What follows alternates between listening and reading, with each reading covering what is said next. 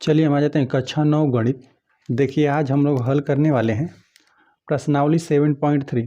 इसी प्रश्नावली को हम लोग हल करने वाले हैं। तो हम लोग को पहला प्रश्न यहाँ पर दे दिया गया है ना कि त्रिभुज ए बी सी। यहाँ पर एक हमें त्रिभुज दे दिया गया है ए बी सी, एक त्रिभुज है। और यहाँ पर दे दिया गया है त्रिभुज डी बी सी। तो यहाँ पर डी हो गया, यहाँ पर बी हो गया और सी हो गया। ठीक है, यहाँ पर बड़ा त्रिभुज बन रहा है ए बी सी और एक त्रिभुज यहाँ बना डी बी सी। ठीक है, एक छोटा सा। तो यहाँ पर बता रहा है ना कि एक ही आधार बी सी पर बने दो समद्विबाहु त्रिभुज इस प्रकार है कि कह रहा है ना कि यहाँ पे दोनों त्रिभुज ना एक ही आधार मतलब यहीं बी सी पर ही बन रहे हैं। ठीक है, आधार बी सी पर ही यह बड़ा सा ए बी सी यह भी त्रिभुज बन रहा है और यहाँ पे जो डी बी सी त्रिभुज है यह भी इसी आधार से बन रहा है। ठीक है, और कह रहा है कि दोनों त्रिभुज ना समद्विबाहु त्रिभुज है, मतलब इसमें दो भुजाएं आपस में बराबर रहेंगी। और आगे हमें दे दिया गया है ना कि समद्विबाहु त्रिभुज इस प्रकार है कि ए और डी भुजा BC के एक ही ओर स्थित है ना। देख रहे हैं आप, दोनों ऊपर की ही तरफ स्थित है ना। BC के ऊपर ही D भी है ना, जो यहाँ पे DBC त्रिभुज बना रहा है और उसके ऊपर ही यहाँ पर है ना, एक ही तरफ यहाँ पे ABC यह वाला त्रिभुज बन रहा है समद्विबाहु त्रिभुज। तो यहाँ पर दे दिया गया एक ही ओर स्थित है, यह आकृति आपको देखना है।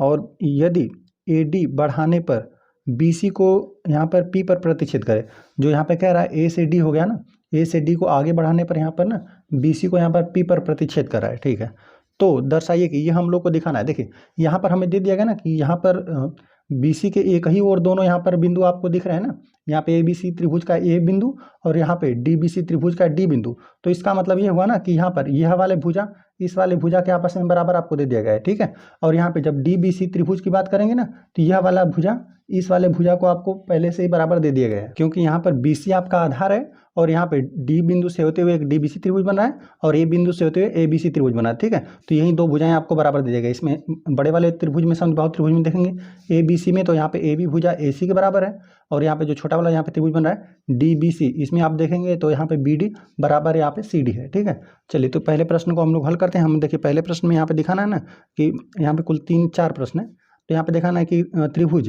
ABD, तो देख रहे हैं यह A हो गया, यह B हो गया, यहाँ पर D हो गया बिंदु। ठीक है, और सर्वांगसम है यहाँ पे त्रिभुज ACD के, A हो गया या C हो गया, यहाँ पर यह D हो गया। ठीक है, यहाँ पर जो आपको त्रिभुज दिख रहा है ABD है ना, यह वाला त्रिभुज, और यहाँ पे ACD यह वाले त्रिभुज, इन दोनों को हमें सर्वांगसम दिखाना है। तो देखिए हमने यहाँ पर चलिए लिख भी दिया है हमने कि यहाँ पर हल हम लोग पहले वाले प्रश्न करने वाले, साथ साथ हमने फिगर को भी बना दिया है। देखिए कि इन्हीं दो त्रिभुजों को सर्वांगसम हम इन्हीं प्रकार से दिखा सकते हैं। यदि हम लोग दिखा दें कि दोनों त्रिभुजों का ना यहाँ पे एक साइड आपको बराबर हो जाए, ठीक है, दो साइड और उनके बीच का एंगल बराबर हो जाए। ठीक है, मान लेते हैं यह वाली साइड इस वाली साइड के बराबर हो जाए और यहाँ पे यह भी भुजा इस भुजा के बराबर और उनके बीच का भी कोण भी बराबर हो जाए, तो दोनों त्रिभुज सर्वांगसम हो जाएंगे। ठीक है, और क्या होता है एंगल साइड एंगल। ठीक है, दो एंगल बराबर हो जाए और उनके जो बीच का कोण है वो भी बराबर, मतलब उनके बीच जो भुजा है, ठीक है, दो एंगल बराबर होनी चाहिए उनके एक ही बीच की भुजा। ठीक है, यह वाला कोण इस वाले कोण के बराबर, यह वाला कोण इस वाले कोण के बराबर, साथ साथ यहाँ पे जो भुजा है इस वाले भुजा के बराबर हो जाए, तो यहाँ बोलते हैं एंगल साइड एंगल सर्वांग समता। ठीक है, और इसी को और क्या कहते हैं एंगल साइड सर्वांग समता, है ना।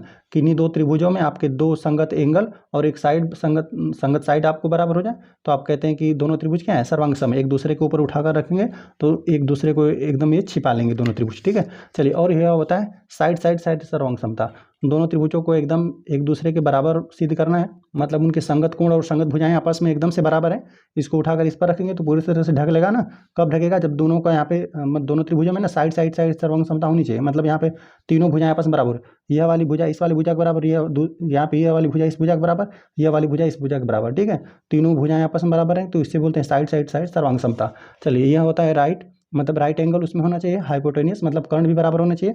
दोनों त्रिभुजों में देखिए 90 अंश का कोण होना चाहिए, राइट एंगल होना चाहिए, हाइपोटेनियस मतलब कर्ण भी बराबर होना चाहिए, यहाँ पे 90 अंश का कोण हो जाए और उसमें एक साइड आपको बराबर हो जाए। ठीक है, उनमें कोई एक साइड हो जाए। ठीक है, एक 90 अंश का कोण हो और उसमें कर्ण बराबर हो, कर्ण यहाँ पे 90 अंश का हो गया, यहाँ पर भी 90 अंश, यहाँ पे कर्ण भी आपस में यह बराबर हो जाए और उनमें से कोई एक भुजा, ठीक है, कोई एक भुजा मान लेते हैं यहीं इसके बराबर है, तो दोनों त्रिभुज आपस में क्या है यह सर्वांगसम हो जाएंगे। तो चलिए हम लोग पहले लिख लेते हैं कि हम लोग को क्या क्या दिया हुआ है। ठीक है, जो कुछ भी दिया हुआ है उसको हम एक बार पहले नोट कर देते हैं, लिख देते हैं हम लोग दिया है। चलिए तो जो कुछ हमें दिया था उसको हमने लिख दिया कि यहाँ पे त्रिभुज ABC और यहाँ पे त्रिभुज DBC यह त्रिभुज एक ही आधार BC पर बने दो समद्विबाहु त्रिभुज हैं। इस प्रकार है कि A और D भुजा BC की एक ही ओर स्थित है, मतलब यहाँ पे दोनों ऊपर की तरफ ही स्थित हैं। ठीक है, यहाँ पे D भी बिंदु यहाँ पे BC भुजा के ऊपर स्थित है और A भी बिंदु है त्रिभुज का यहाँ पे ए बी बी सी के एक ही ओर स्थित है ना। और यहाँ पे दे दिया ए डी को बढ़ाने पर जहाँ यहाँ पे ए डी को एक बिंदु ए को यहाँ पे डी से मिलेगा और डी को इस प्रकार यहाँ पर आगे बढ़ाने पर ना बी सी को बिंदु पी पर प्रतिच्छेद करे। ठीक है, तो इस प्रकार से हम लोग को ना यह वाला त्रिभुज इस वाले त्रिभुज के यहाँ हम लोग को हमें सर्वांग समसिद्ध करना है ना, यह वाला त्रिभुज यह वाला। ठीक है, तो चलिए हम लोग पहले वाले को देखिए। आपको एक बात यह दे दिया गया है ना कि ए बी बराबर यहाँ पे ए सी है। देखिए एक बार हम इसको आपको इस बात को यहाँ पर बताते हैं। देखिए अब यहाँ पर आपको दे दिया गया है ना कि यहाँ पे बिंदु बी सी है, मतलब यहाँ पे भुजा आपको बी सी है ना, तो यह आपको समद्विबाहु त्रिभुज बनाकर ही दिया हुआ है ना। आप ऐसा नहीं दिया हुआ कि इस प्रकार से कुछ भी आप इस प्रकार से यहाँ पर बिंदु ए बना दिया है ना कि यह भुजा कुछ और है और यह भुजा कुछ और है। ठीक है, आपको पहले से ही एकदम ऐसे इसको बनाकर दे दिया गया है ना कि यहाँ पर यह वाली भुजा और यह वाली भुजा एकदम से आपको बराबर है, तभी यह समद्विबाहु त्रिभुज बोला है ना। मतलब यहाँ पे ए बी और ए सी भुजा आपको बराबर दे दिया गया है। ठीक है, और यहाँ पे देखिए बी सी भुजा है ना, तो देखिए यह आपको समद्विबाहु त्रिभुज है, तो यहाँ पर आपको और अच्छे से समझ में आएगा। देखिए समद्विबाहु त्रिभुज बोला है ना, तो यहाँ पर देखिए यहाँ पे बी सी तो यहाँ पे इसके बराबर होगा नहीं, यहाँ पे बी सी यहाँ पे सी डी के तो होगा नहीं, तो यहाँ पर इन्हीं में ना बी सी भुजा तो आधार है, यहाँ पे बराबर दो भुजाएं इसमें यही है, समद्विबाहु दो भुजाएं तो बराबर होना चाहिए। तो यहाँ पे डी बी और कौन है, सी डी बराबर है। और इस वाले त्रिभुज में ए बी सी त्रिभुज में कौन बराबर है, यहाँ पे ए बी बराबर है और ए सी आपस में बराबर है। ठीक है, चलिए यहाँ पर हम बराबर का चिन्ह मार देते हैं, यह इसके बराबर है और यह इस वाले भुजा के आपस में हम लोग को बराबर दिया हुआ है। चलिए और हम लोग यहाँ पे ना देखिए, जब हम लोग जानते हैं कि कोई भी त्रिभुज होता है, हम लोगों ने प्रमेय देखिए इसके लिए हमने पहले से एक वीडियो बना दिया है जिसमें हम लोगों ने यहाँ पे त्रिभुज या इस चैप्टर से संबंधित जो भी प्रमेय था और अभिगृत था उसको हमने पहले से समझ लिया। उसके लिए हमने प्ले लिस्ट में बनाकर डाला हुआ है एक वीडियो। ठीक है, उसको आप यदि देख लेते हैं तो आप प्रश्नावली के प्रश्नों को और अच्छे से कर पाएंगे। ठीक है, बाकी जो भी यहाँ पे कथन या प्रमेय आएगा हम उसको बता देंगे है ना कि किस प्रमेय का इस्तेमाल हो रहा है। देखिए यहाँ पर कोई भी त्रिभुज रहता है ना, तो उस त्रिभुज में यदि बराबर भुजाएं रहती हैं तो उसके सामने का कोण आपस में बराबर होता है। ठीक है, किसी त्रिभुज में बराबर भुजाओं के सम्मुख कोण आपस में बराबर होते हैं और किसी त्रिभुज में यदि सम्मुख कोण बराबर है तो उसके सामने की भुजाएं भी आपस में बराबर होती है। ठीक है, यह दोनों प्रमेय होता है। ठीक है, तो चलिए हम लोग यहाँ पर ना लिख देते हैं कि यहाँ पे त्रिभुज हम लिख देते हैं समद्विबाहु त्रिभुज। देखिए इसका हम लोग को आवश्यकता होगा, इसको हम लोग पहले ही लिख लेते हैं, फिर बारी बारी हम लोग चारों प्रश्नों को हल करते हैं। लिख देते हैं समद्विबाहु त्रिभुज ए बी सी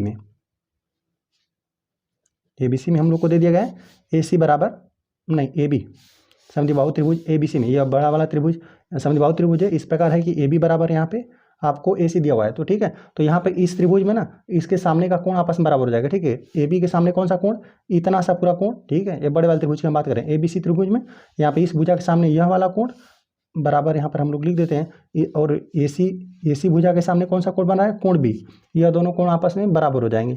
तो ए बी के सामने बना कोण सी, तो यहाँ पे कोण सी, यहाँ पे कोण बी, यह दोनों आपस में बराबर होंगे। क्यों बराबर होंगे हम लोग लिख देते हैं। यहाँ पे देखिए हम पूरे कोण की बात करें इस बड़े वाले त्रिभुज में। ठीक है, बराबर भुजाओं के सम्मुख कोण आपस में बराबर होते हैं। तो ए सी भुजा के सामने कोण बी बन रहा है और ए बी भुजा के सामने कोण सी बन रहा है। हम लोग लिख देते हैं, इसका आगे इस्तेमाल होगा। ठीक है, हम लोग लिख देते हैं बराबर किसी त्रिभुज में, पूरी बात लिख देते हैं, किसी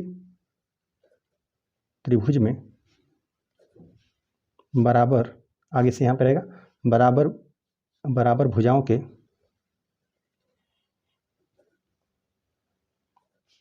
सम्मुख कोण बराबर होते हैं।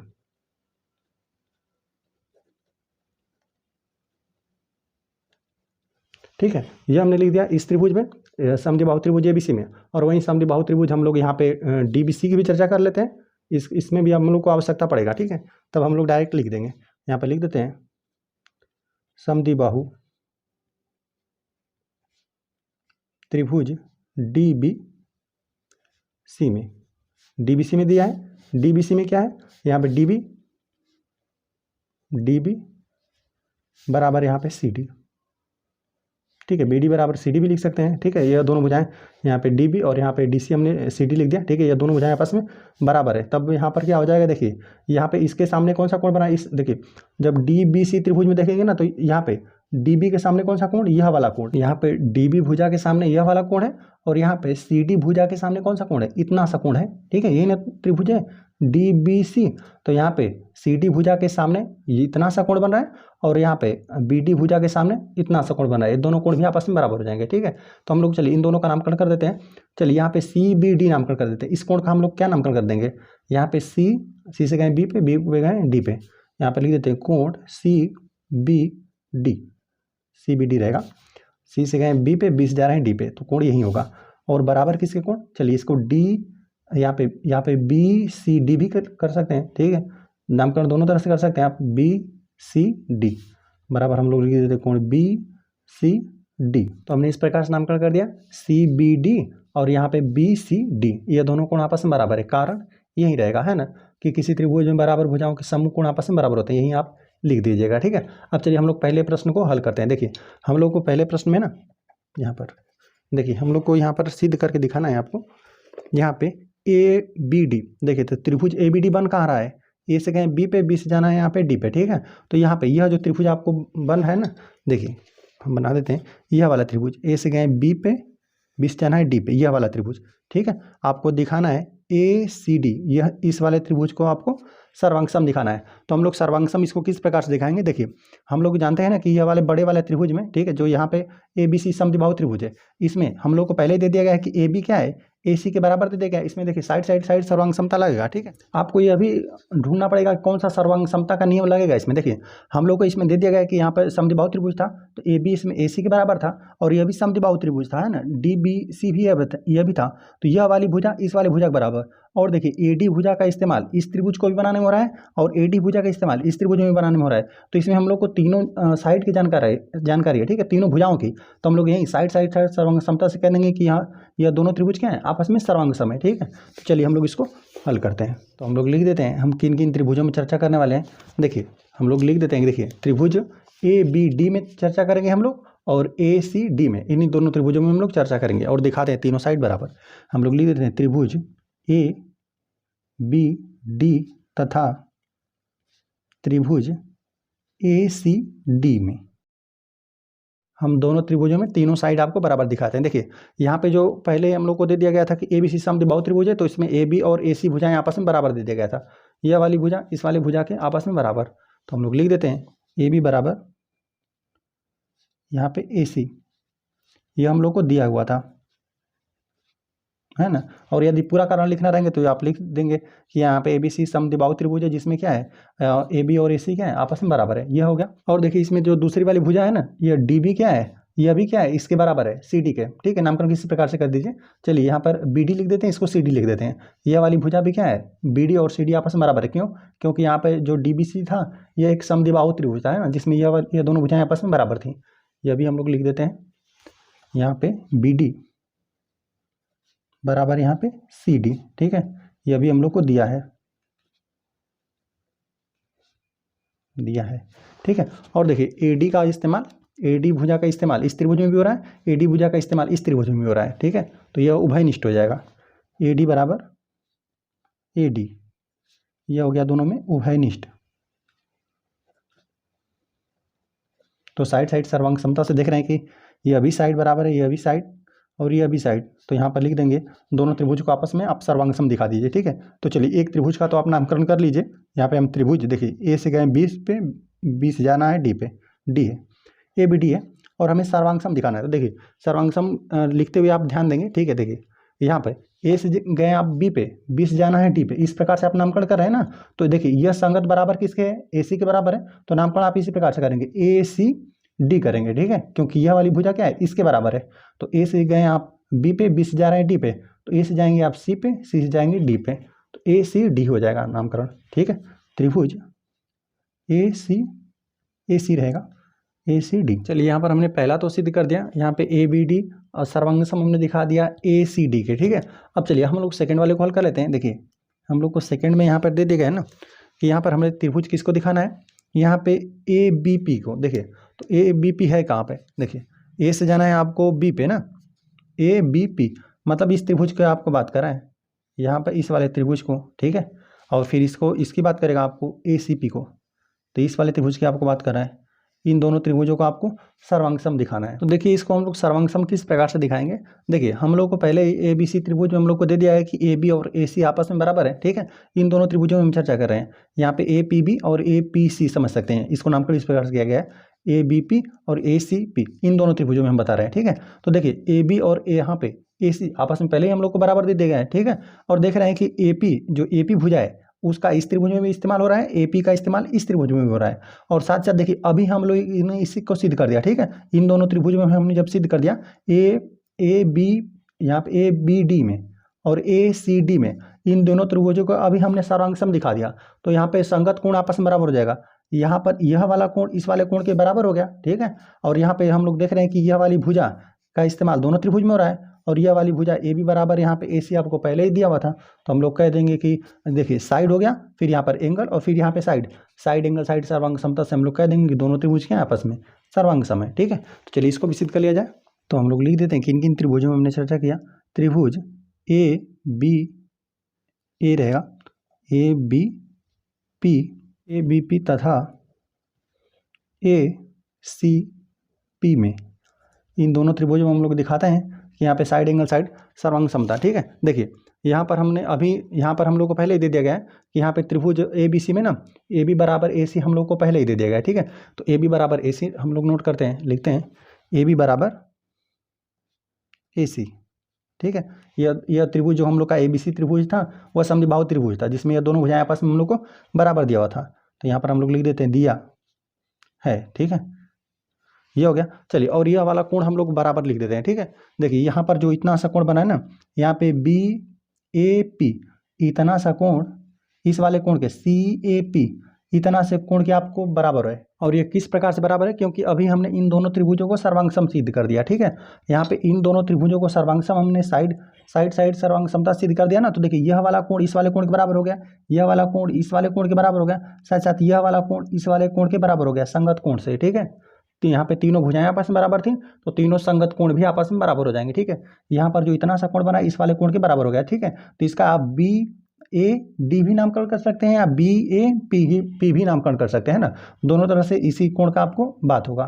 तो हम लोग लिख देते हैं बी ए पी यह वाला कोण, और यहाँ पर सी ए पी इतना सा कोण, यह दोनों कोण आपस में बराबर हैं, ठीक है। तो हम लोग लिख देते हैं इसको कोण बी ए पी बराबर कोण सी ए पी, ये दोनों आपस में कोण बराबर है, क्योंकि हमने यहाँ पर ना दोनों त्रिभुजों को यही हम लोगों ने सर्वांग सम सिद्ध कर दिया, ठीक है। इस त्रिभुज को हम लोगों ने पहले प्रश्न में सर्वांग सम सिद्ध किया हुआ है ना, तो इनके संगत कोण आपस में बराबर हो गए। यहाँ पर हम लिख भी देते हैं त्रिभुज ए बी डी तथा त्रिभुज ए सी डी के संगत कोण है ना, इन दोनों त्रिभुजों को हमने अभी यहाँ पे सर्वांग सम सिद्ध कर दिया, तो इन दोनों का यहाँ पे जो संगत कोण था उसको हमने ले लिया।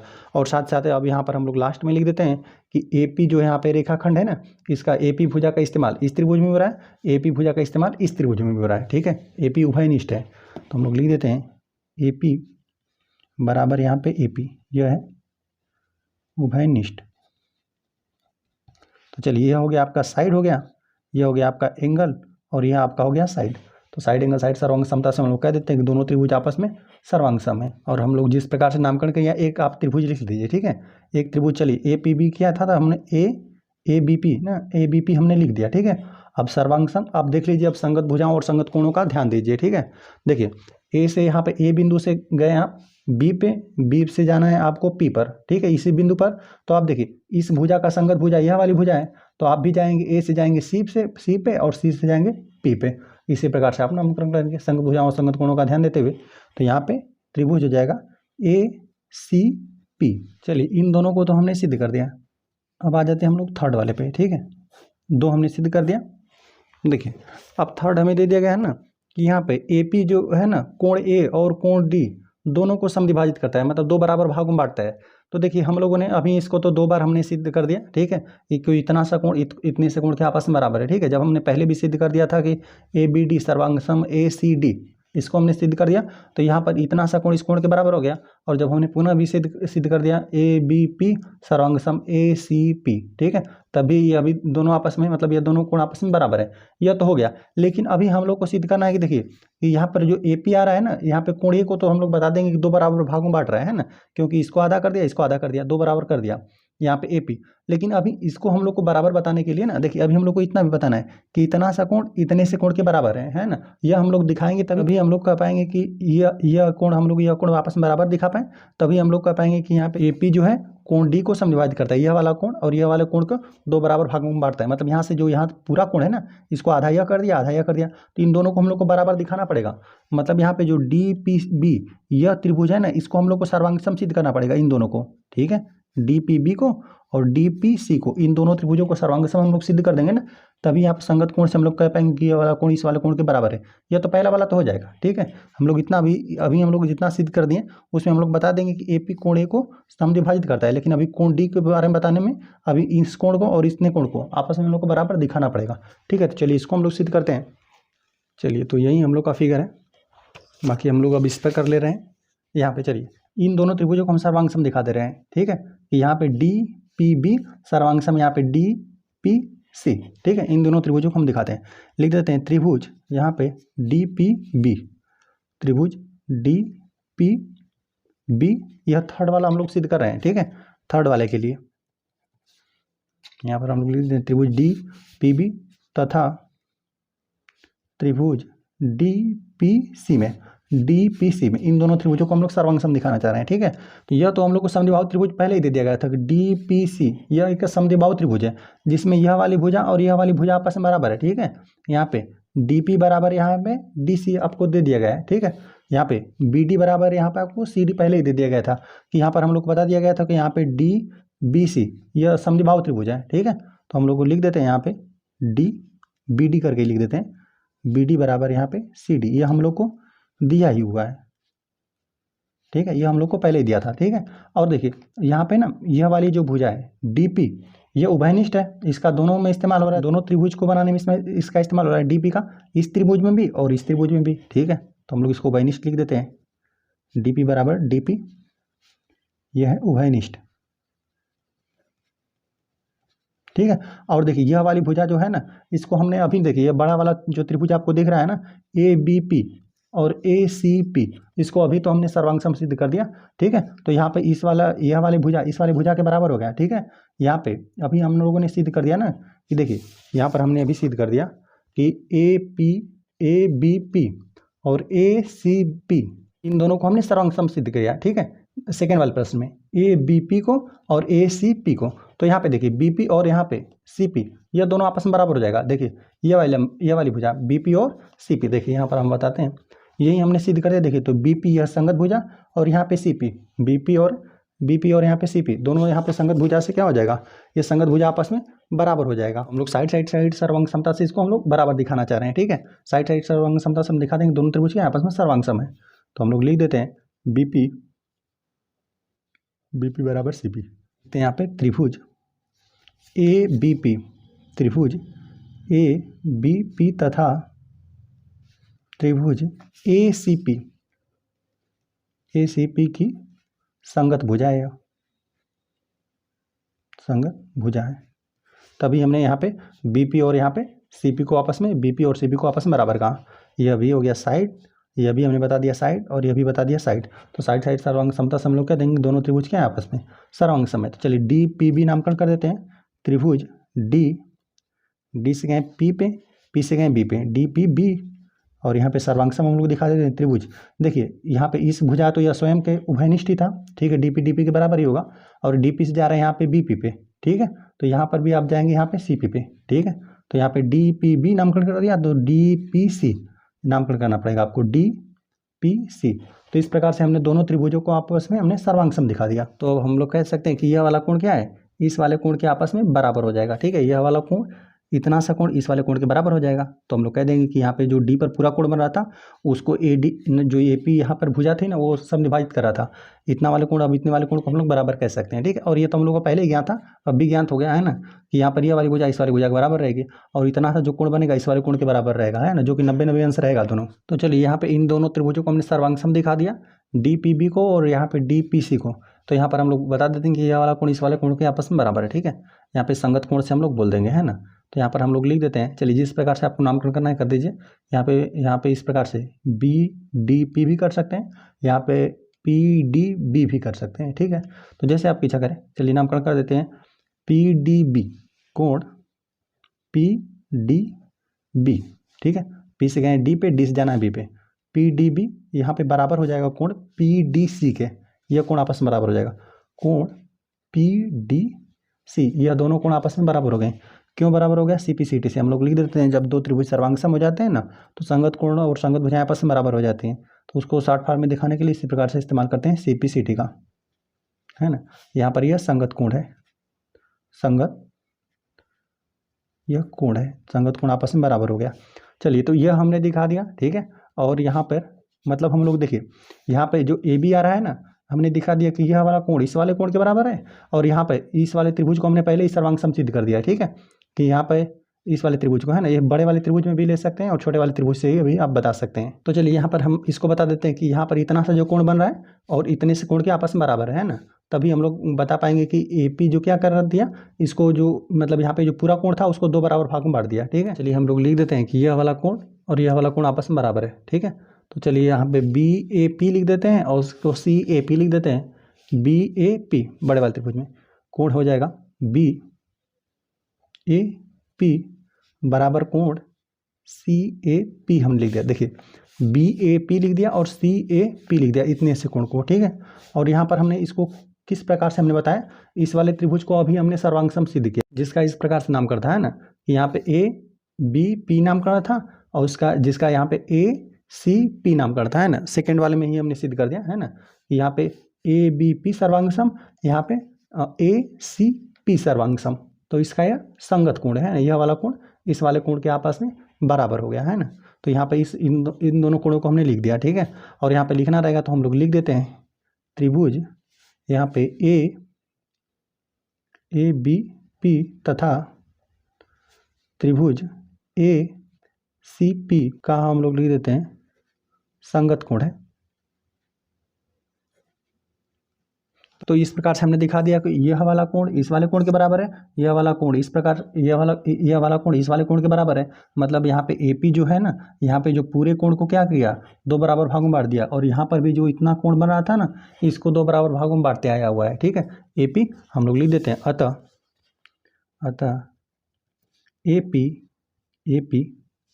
कोण A तथा लिख देते हैं कोण D दोनों को समद्विभाजित करता है।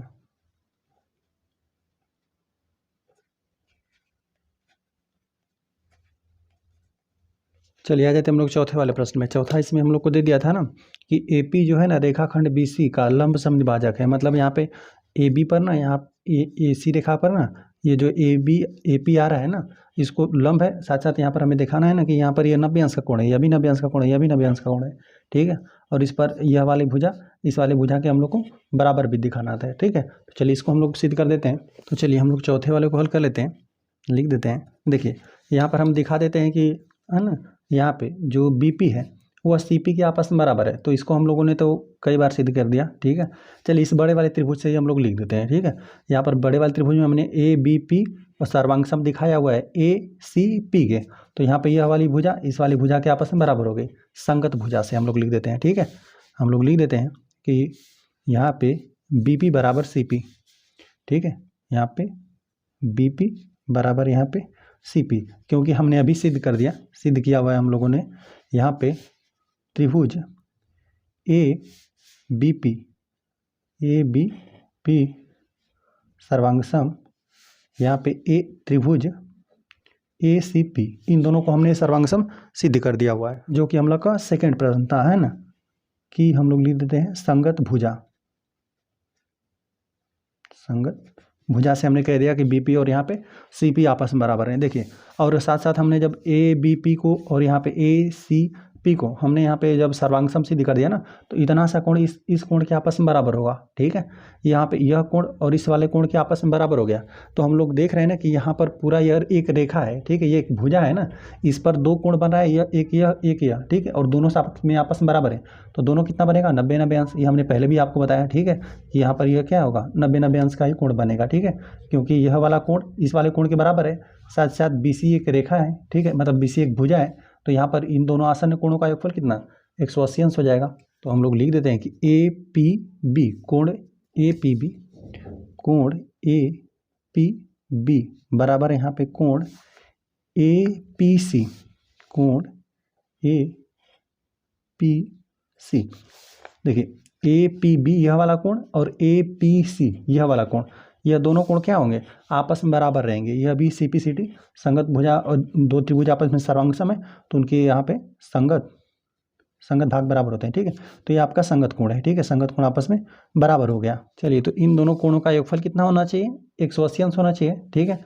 यहाँ पर BC एक भुजा है, इसी पर यह दोनों लंब है, ठीक है, मतलब इन दोनों कोण आपस में बराबर है और ये हम लोग को पता है कि BC एक भुजा है, ठीक है। तो इन दोनों कोणों का योगफल कितना होना चाहिए 180 अंश। रैखिक युग्म अपगृहीत से, है ना, एक रेखा पर दो आसन्न कोणों का योगफल कितना 180 अंश होता है, ठीक है। तो दोनों आपस में बराबर है, दोनों 90-90 हो जाएगा।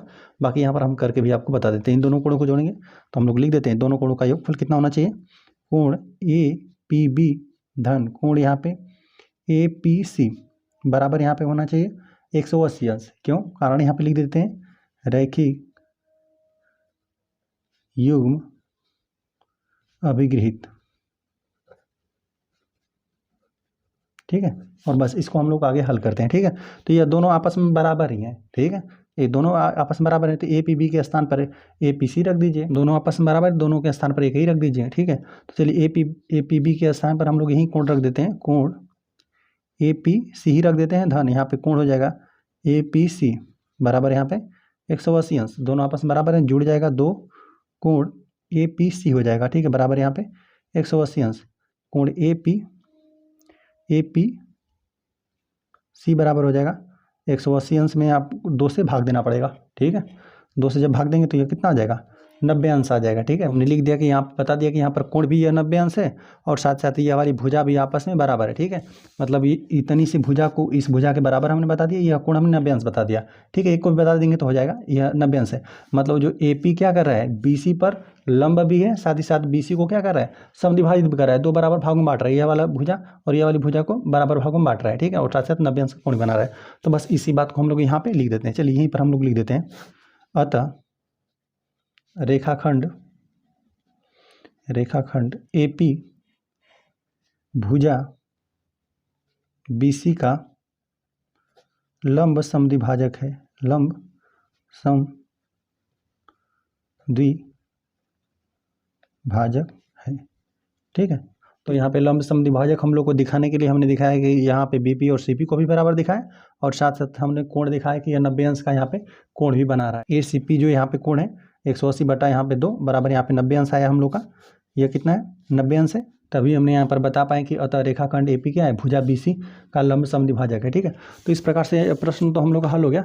एक बार और हम बता देते हैं कि हमने इसको किस प्रकार से किया। हमें दे दिया गया था ना कि यहाँ पे BC एक भुजा है, ठीक है, इसके यहाँ पे एक ही और 2 समद्विबाहु त्रिभुज बन रहे हैं। यहाँ पे DBC बन रहा है और यहाँ पे ABC बन रहा है, 2 आपको समद्विबाहु त्रिभुज दे दिया गया था। तो हमें इस त्रिभुज को ना ABD, यहाँ पे पहले प्रश्न हम लोग को यही पूछा था कि यहाँ पे ABD और यहाँ पे ACD इन दोनों को सर्वांग सम दिखाइए, ठीक है। तो देखिए हमने इसको किस प्रकार से दिखाया, इन दोनों त्रिभुजों को चलिए हम अलग से बना देते हैं और आपको हम बताते हैं हमने किस प्रकार से किया।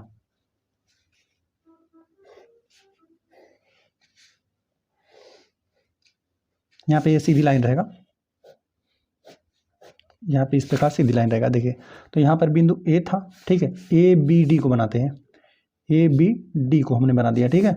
और यहाँ पे A और C, यहाँ पे A और यहाँ पे A रहेगा और यहाँ पे C रहेगा और यहाँ पर D रहेगा।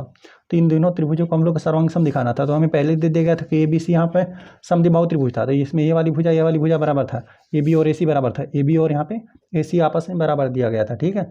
और यहाँ पे AB, यहाँ पे DBC यह भी एक समद्विबाहु त्रिभुज था, DBC भी, तो इसमें भी ये वाली भुजा इस वाली भुजा के बराबर थी, ठीक है। यहाँ पे BD और यहाँ पे CD, BD और CD आपस में बराबर था, यह दोनों भुजाएं आपस में बराबर थी, ठीक है। और AD का इस्तेमाल इस त्रिभुज को भी बनाने में हो रहा था और AD का इस्तेमाल इस त्रिभुज को भी बनाने में हो रहा था, ठीक है। तो ये भुजा आपस में इसके बराबर हो गई। तो साइड सर्वांग समता से हमने बता दिया साइड साइड सर्वांग समता से बता दिया कि दोनों त्रिभुज क्या है आपस में सर्वांग सम है। ठीक है, तो इस प्रकार से हमने पहले वाले प्रश्न को हल कर लिया। ये हम लोग को पहला सिद्ध करना था। चलिए यहाँ पर हम लोग को दूसरे में हम लोग को इसको सिद्ध करना था, ए बी पी को और ए सी पी को। तो दोनों को हम लोग अलग अलग से बनाते हैं। देखिए इसी प्रकार से था कुछ,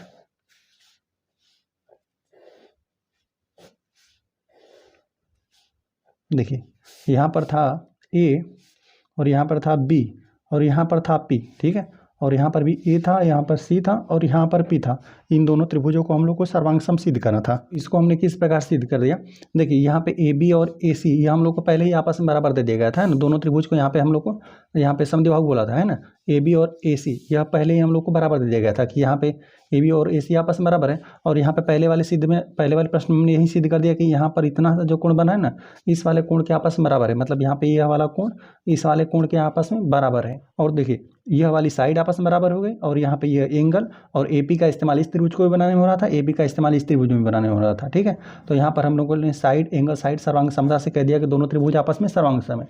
देखिए इसको हम लोग एंगल साइड एंगल से भी सिद्ध कर सकते थे। ठीक है, देखिए किस प्रकार से हम लोग को यहाँ पे दे दिया गया था ना कि ए बी सी पहले हम लोग बता दिया गया था कि समद्विबाहु त्रिभुज है ना। तो यहाँ पे ए सी के सामने यहाँ पे जो कोण बी बन रहा है ना और यहाँ पे ए बी के सामने जो कोण सी बन रहा है, यह दोनों भी आपस में बराबर था। ये हमने पहले लिखा था, है ना। तो यहाँ पे देखिए यहाँ पे कोण बी और कोण सी भी आपस में बराबर हो जाता। ठीक है, और यहाँ पे समद्विबाहु त्रिभुज में यहाँ पे यह वाले कोण बी और कोण सी भी बराबर हो जाता और यहाँ पे ए बी बराबर ए सी। ठीक है, ए बी बराबर यहाँ पे ए सी हो गया और यह वाला कोण आपस में बराबर हो गया। तो एंगल साइड एंगल सर्वांग समता से एंगल साइड एंगल सर्वांग समता से भी आप इसको सर्वांग सम सिद्ध कर सकते थे। बाकी हमने साइड एंगल साइड सर्वांग समता से आपको सिद्ध करके दिखा दिया कि यहाँ पर यह वाला कोण है ना, यहाँ पे यह वाली भुजा आपस में बराबर था, ए बी ए सी के बराबर था, इतना सा कोण इस वाले कोण के बराबर था और ए पी दोनों उभयनिष्ठ था। तो यहाँ पे साइड फिर एंगल फिर साइड एंगल साइड से हमने बता दिया कि दोनों त्रिभुज क्या है आपस में सर्वांग सम है। यह हम लोग को दो सिद्ध करना था। और तीसरे में हम लोग को यह सिद्ध करना था ना कि ए पी जो यहाँ पे रेखाखंड है ना, यहाँ पे कोण डी को भी समविभाजित करता है, कोण ए को भी समविभाजित करता है, मतलब दो बराबर भागों में बांटता है। ठीक है, ए पी। तो यहाँ पर हम लोगों ने पहले प्रश्न में या फिर आप यहाँ से भी ले सकते हैं इस वाले सर्वांग समता से और यहाँ से भी ले सकते हैं ना कि इतना कोण और इतना कोण तो आपस में बराबर है ना संगत कोण से। तो यह एक तो हम लोग को यह मिल गया। ठीक है, या फिर आप यहीं से ले सकते हैं ना कि यहाँ पे एक आपको कोण बराबर मिल गया है ना कि संगत कोण आपस में बराबर है, इतना सा कोण इतना, मतलब आपको इतना पता चल गया कि ए पी क्या कर रहा है, यहाँ पे जो यह पूरा कोण था उसको दो बराबर भागों में बांट दिया, आधा इसको कर दिया आधा इसको कर दिया। ठीक है, लेकिन यहाँ पे डी पर अभी हम लोग को नहीं पता था, है ना, कि यहाँ पे डी बी सी में हम लोग कैसे बता पाए। तो यहाँ पर हमने क्या कर दिया, यहाँ पे इन दोनों त्रिभुजों को हमने सर्वांग सम दिखा दिया, डी पी बी को और यहाँ पे डी पी सी को, इन दोनों त्रिभुजों को हमने सर्वांग सम दिखाया। तो देखिए अब इन दोनों को हम लोग अलग से बना लेते हैं। देखिए यहाँ पे इसी प्रकार से था कुछ, इन दोनों त्रिभुजों को देखिए डी पी बी, इसको हम लोग नामकरण कर देते हैं। यहाँ पर डी था, यहाँ पे पी था और यहाँ पर बी था, यहाँ पर भी डी था और यहाँ पर भी पी था और यहाँ पर सी था, यही दोनों त्रिभुज था। इन दोनों को हम लोगों ने किस प्रकार सर्वांग सम सिद्ध किया, देखिए हम लोग को यहाँ पे दे दिया गया था कि यह समद्विबाहु त्रिभुज हम लोग को पहले ही पता था। तो यहाँ पे बी डी और यहाँ पे सी डी यह हम लोग को पहले ही बराबर दे दिया गया था। तो इसको हमने लिख लिया कि यह वाली भुजा इस वाली भुजा के आपस में बराबर है, यह हो गया। और यहाँ पर ना हम लोगों को यह वाली भुजा इसमें उभयनिष्ठ था। ठीक है, डीपी का यहाँ पे डीपी का इस्तेमाल इस त्रिभुज में भी हो रहा था, डीपी का इस्तेमाल इस त्रिभुज में भी हो रहा था। ठीक है, तो यह भुजा आपस में बराबर था। ठीक है, यह भी भुजा उभयनिष्ठ था दोनों में। और यहाँ पर ना हम लोगों ने पहले ही यहाँ पर इन दोनों त्रिभुजों को, बड़े वाले त्रिभुज को यहाँ पे ए पी बी, ठीक है, ए बी पी और यहाँ पे ए सी बी ए सी पी को, इन दोनों को हमने सर्वांग सम यहाँ पे पहले ही सिद्ध कर दिया। तो यहाँ पे देखिए बी पी और यहाँ पे सी पी यह दोनों आपस में बराबर था, यह वाली भुजा आपस में बराबर था। तो साइड सर्वांग समता से हमने बता दिया कि यह दोनों त्रिभुज भी क्या है आपस में सर्वांग सम है। साइड सर्वांग समता का इस्तेमाल किया गया। तो यह वाला कोण हम लोग को पता चल गया कि इस वाले कोण के आपस में बराबर है। तो हमने कह दिया ना कि यहाँ पर जो ए पी रेखाखंड है, ठीक है, वह यहाँ पे कोण ए को भी समविभाजित करा है, यहाँ पे जो कोण डी है इसको भी समविभाजित करा है। और चौथे वाले प्रश्न में हम लोग को दिखाना था कि ए पी क्या है, यहाँ पे भुजा बी सी पर लंब समद्विभाजक। इसको हमने किस प्रकार से किया, जब ए बी पी और ए सी पी इन दोनों त्रिभुजों को हमने सर्वांग सम दिखा दिया था। तो यह वाला भुजा इस वाले भुजा के बराबर, और साथ ही साथ जब यह वाला भुजा ना इस वाले त्रिभुज में ए बी पी और ए सी पी में संगत कोण और संगत भुजाएं आपस में बराबर हो गई थी, तो ये इतना सा कोण इस वाले कोण के बराबर था। तो यहाँ पे देख रहे हैं कि BC एक भुजा है, इस पर यहाँ पे कोई यहाँ पर आसन कोण ही मान सकते हैं, ठीक है, आसन कोण खड़ा है। तो इस प्रकार दोनों कोणों का योगफल कितना हो जाएगा, 180 अंश हो जाएगा। तो यहाँ पे हम लोग को पता था कि ये भी कोण बराबर है, ये भी कोण बराबर है, और इन दोनों कोण को जोड़कर कितना होना चाहिए, 180 अंश होना चाहिए। मतलब दोनों बराबर बराबर है, तो मतलब ये भी 90 अंश है और ये भी 90 अंश है। हमने सिद्ध करके आपको दिखाया है, ठीक है। तो यहाँ पर हमने बता दिया कि यहाँ पर ना AP जो रेखाखंड है भुजा BC को क्या करा है, लंब समद्विभाजित करा है। तो इस प्रकार से हम लोग का पहला प्रश्न हल हो गया, ठीक है। हमने जिस प्रकार से आपको हल किया सब कुछ हमने आपको सिद्ध करके दिखाया, ठीक है। यहाँ पर हमने पहले प्रश्न को यहाँ पे सिद्ध कर दिया, यहाँ पे सेकंड वाले प्रश्न को, और यहाँ पर हमने इस प्रकार से यहाँ पे थर्ड वाले भी प्रश्न को हमने यहाँ पे सिद्ध करके दिखाया, ठीक है। AP क्या है, कोण A और यहाँ तथा कोण D को समद्विभाजित करा है। और यहाँ पर हमने चौथे वाले प्रश्न को सिद्ध करके दिखाया कि यहाँ पर APC बराबर 90 अंश दिखा दिया, साथ साथ दोनों भुजाओं को आपस में बराबर दिखा दिया। तो हमने कह दिया क्या आता है, रेखाखंड AP भुजा BC का लंब समद्विभाजक है। तो इस प्रकार से हम लोग को पहले प्रश्न में जो भी चारों प्रश्न थे सब हल हो गए। और यहाँ पर जो भी सर्वांग समता का नियम लग रहा है वो हमने लिखना भूल गए, इसको आप लिख लीजिएगा, ठीक है। यहाँ पे साइड साइड साइड सर्वांग समता लग रहा है ना, तो साइड साइड साइड यहाँ पे सर्वांग समता नियम आप लिख लेंगे, ठीक है। और यहाँ पर कौन सा नियम लगा, यहाँ पे लिख देते हैं साइड एंगल साइड, यहाँ पे हम लोग लिख देते हैं सर्वांग समता नियम। इस प्रकार से जो भी सर्वांग समता का नियम लगेगा उसको आप नोट कर लीजिएगा। चलिए आ जाते हैं हम लोग क्वेश्चन नंबर 2 पे। क्वेश्चन नंबर 2 हम लोग को दे दिया गया है ना कि AD एक समद्विबाहु त्रिभुज ABC का एक शीर्षलंब है। शीर्षलंब मतलब यहाँ पे त्रिभुज ABC में ना AD क्या कर देगा, साथ साथ जिस भुजा पर रहेगा लंब ना उसको दो बराबर भागों में भी बांटेगा और यहाँ पे 90 अंश का कोण बनाएगा, ठीक है। तो यहाँ पे दिया जिसमें AB बराबर AC है, ठीक है, AB और AC आपस में बराबर है। तो दर्शाइए कि पहला है AD रेखाखंड BC को लंब यहाँ पे समद्विभाजित करता है, ठीक है, पहले हम लोग को दिखाना है। और AD कोण A को समद्विभाजित करता है। चलिए सेकंड ये सिद्ध करना है। पहले हम लोग फिगर बनाते हैं कि हम लोग समद्विबाहु त्रिभुज बनाते हैं जिसमें AB और यहाँ पे AC यह दोनों आपस में बराबर है, और ठीक है, और A शीर्ष से यहाँ पे यह लंब खींचा गया है, ठीक है, A शीर्ष से हम लोग को खींचना है और यहाँ पे जो भी उसके सम्मुख सामने भुजा रहेगी उस पर हम लोग को लंब बनाना है और 90 अंश का कोण भी बनाना है, ठीक है। तो चलिए हम लोग हल करते हैं। तो चलिए हम लोग इस प्रकार से फिगर बना लेते हैं।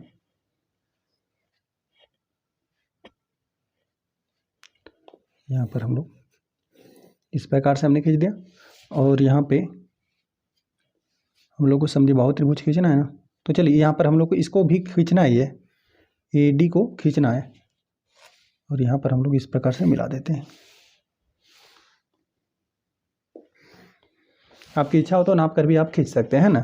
यहाँ पर चलिए यहाँ पर नामकरण हम लोग कर देते हैं। यहाँ पे AB और यहाँ पे AC को हम लोग को बराबर दिखाना है। यह A हो गया, यह B हो गया और यहाँ पे C हो गया। AB और AC आपस में बराबर है और यहाँ पर बिंदु D है। AD क्या है, यहाँ पे BC पर ही लंब है, लंब समद्विभाजक है। यहाँ पर हम लोग को दे दिया गया, मतलब यहाँ पे शीर्ष लंब है। तो यहाँ पर ये ना AD क्या करेगा, यहाँ पे BC भुजा पर यहाँ पे 90 अंश का कोण बनाएगा, है ना, क्योंकि शीर्ष लंब है। तो यहाँ पर पहले प्रश्न ने हम लोग को पूछा है ना कि AD रेखाखंड BC को समद्विभाजित करता है, ये हम लोग को पहला पूछा हुआ है। यहाँ पर BC को ना यहाँ पे समद्विभाजित करता है, AD क्या कर दिया, BC को समद्विभाजित कर दिया। मतलब हम लोग को ना यहाँ पे इतना BD और यहाँ पे CD इन दोनों को हम लोग को यह लंबाई यदि हम लोग बराबर दिखा पाए तो हम लोग कह देंगे कि यहाँ पर AD क्या कर दिया, BC को समद्विभाजित कर दिया। तो हम लोग इन दोनों भुजाओं को बराबर किस प्रकार से दिखा पाएंगे, हम लोग दिखा देना कि ABD और ACD यह दोनों त्रिभुज सर्वांगसम है, ठीक है। इन दोनों त्रिभुजों को हम लोग सर्वांगसम सिद्ध कर देंगे ना, तो यह दोनों भुजाएं आपस में बराबर ऑटोमेटिक हो जाएंगे, ठीक है। तो चलिए इन दोनों को हम लोग सर्वांगसम सिद्ध करते हैं, ठीक है। और जो जो कुछ भी हम लोग को दिया हुआ है एक बार नोट करते हैं। हम लोग को दिया है, देखिए दिया है हम लोग को ना कि त्रिभुज ABC समद्विबाहु त्रिभुज है, समद्विबाहु त्रिभुज है, ठीक है। और हम लोग को बताया हुआ है कि जिसमें AB बराबर यहाँ पे AC के है ना। तो देखिए अब जब यहाँ पे बता दिया कि AB बराबर यहाँ पे AC है तो इनके सम्मुख कोण भी आपस बराबर हो जाएंगे, ठीक है। ABC एक समद्विबाहु त्रिभुज जिसमें AB मतलब यहाँ पे AB और यहाँ पे AC यह दोनों आपस बराबर, तो AC के सामने वाला कोण यह वाला कोण और AB भुजा के सामने वाला कोण यह वाला कोण, यह दोनों कोण भी आपस में क्या हो जाएंगे, बराबर हो जाएंगे, क्योंकि किसी त्रिभुज में बराबर भुजाओं के सम्मुख कोण आपस में बराबर होते हैं। तब यहाँ पर हम लोग लिख देते हैं कोण B बराबर यहाँ पे कोण C भी हो जाएगा, ठीक है, कोण B बराबर कोण C हो जाएगा। और हम लोग लिख देते हैं किसी त्रिभुज में बराबर भुजाओं के सम्मुख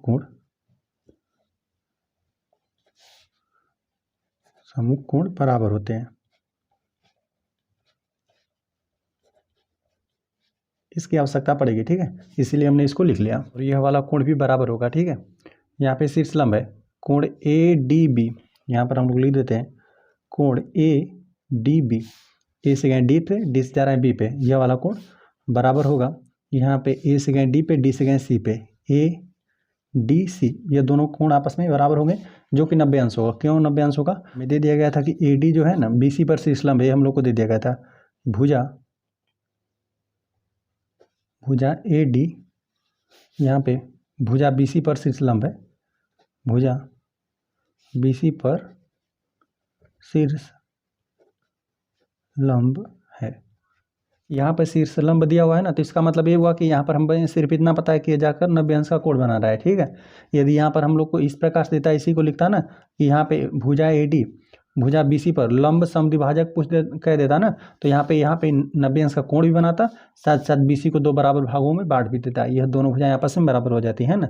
लेकिन इसमें हम लोग को शीर्ष लंब दिया हुआ है, मतलब यहाँ पे शीर्ष A से क्या है, लंब है, 90 अंश का कोण बना रहा है, और इन दोनों को हमें बराबर दिखाना है, ठीक है। तो चलिए अब हम लोग इन दोनों त्रिभुजों में चर्चा कर लेते हैं और इन दोनों त्रिभुजों को हम लोग सर्वांगसम दिखा देते हैं, ठीक है। तो इसको हम लोग देखिए किस प्रकार से दिखाएंगे। देखिए हम लोग को इतना पता है कि यह वाली भुजा इस वाली भुजा के बराबर है, AD उभयनिष्ठ है, इसमें इस त्रिभुज में भी बन रहा है AD, इस त्रिभुज के निर्माण में भी AD का इस्तेमाल हो रहा है और इस त्रिभुज में भी हो रहा है AD का इस्तेमाल, ठीक है। और साथ साथ हम लोग को यहाँ पता है कोण B बराबर है, कोण C बराबर है, यहाँ पर 90 अंश है, यह भी हम लोग को पता है कि 90 अंश है ना, शीर्ष लंब बोला हुआ है ना। तो अब देखिए हम लोग कि क्या इस्तेमाल कर सकते हैं। देखिए यहाँ पे यह एंगल हो गया, यह एंगल हो गया, और यहाँ पे यह साइड हो गया, इसी का हम लोग इस्तेमाल करके दोनों त्रिभुज को सर्वांगसम बता सकते हैं, ठीक है। यह हो गया एंगल, यह हो गया एंगल, और यह हो गया साइड।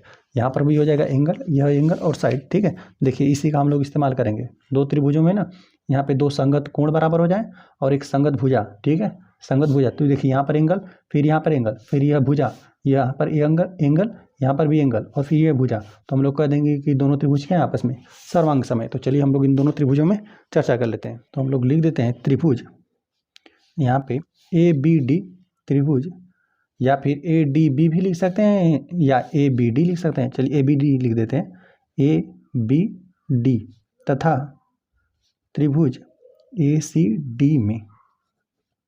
तो चलिए यहाँ पर हम लोग दिखा देते हैं एंगल साइड ना, तो यहाँ पर दिखाते हैं कि कोण ADB यहाँ पर हम लोग को दिया हुआ है पहले, ठीक है। एंगल साइड आपको दिखाना, तो इस प्रकार से दिखा सकते हैं, एंगल और यह साइड उभयनिष्ठ है ना, AD उभयनिष्ठ है, एंगल साइड यहाँ से भी दिखा सकते हैं, या फिर एंगल साइड यहाँ से भी, एंगल साइड, क्योंकि ये 2 साइड आपस में बराबर हम लोग को दे दिया गया और 2 कोण, तो एंगल साइड। अब यहाँ पे एंगल और यह साइड, या एंगल यह साइड है ना, दोनों में से किसी का इस्तेमाल कर लीजिए।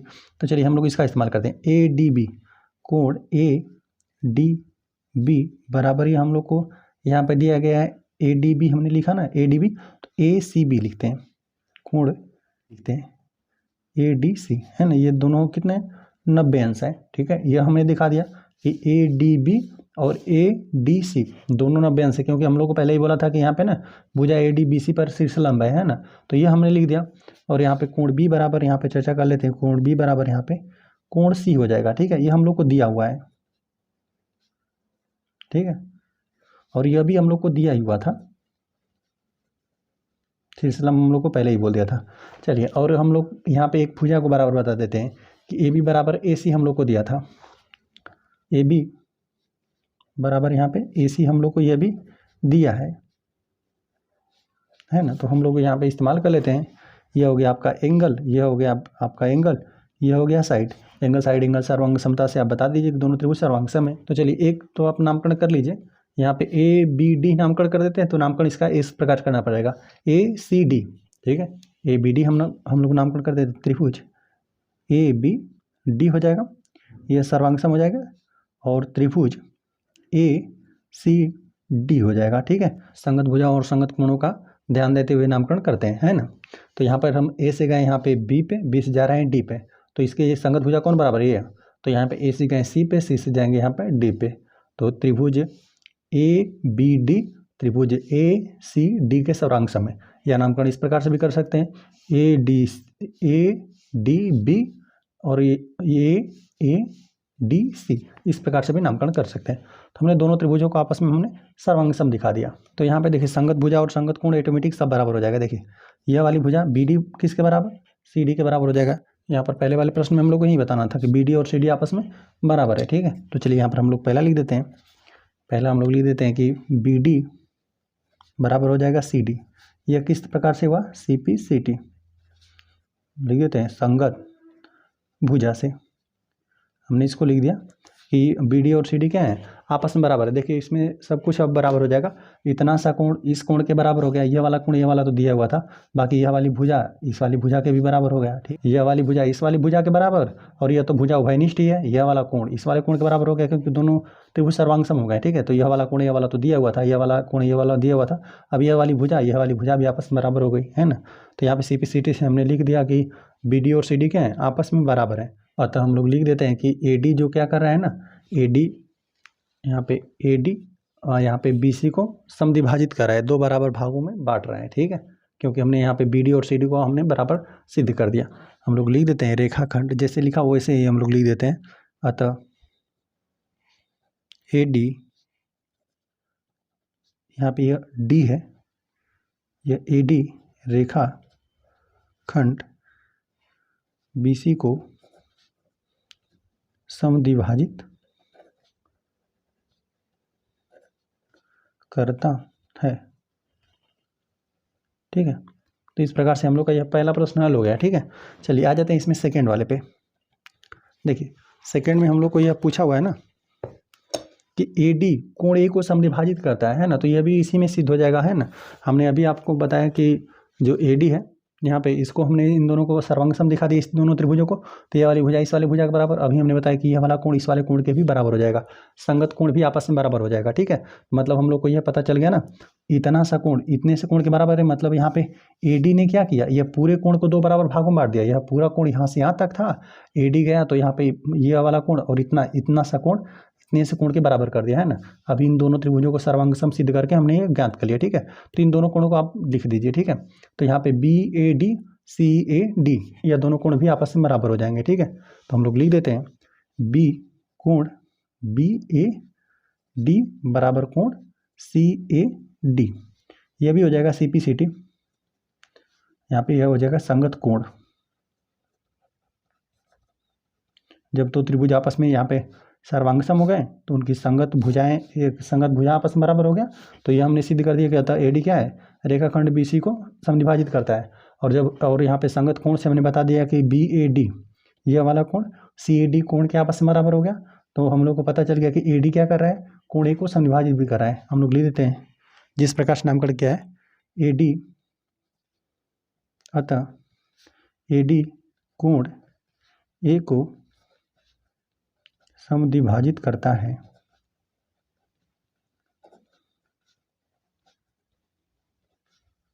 ठीक है, तो देखिए हम लोग को इस प्रकार से एक समद्विबाहु त्रिभुज दे दिया गया था।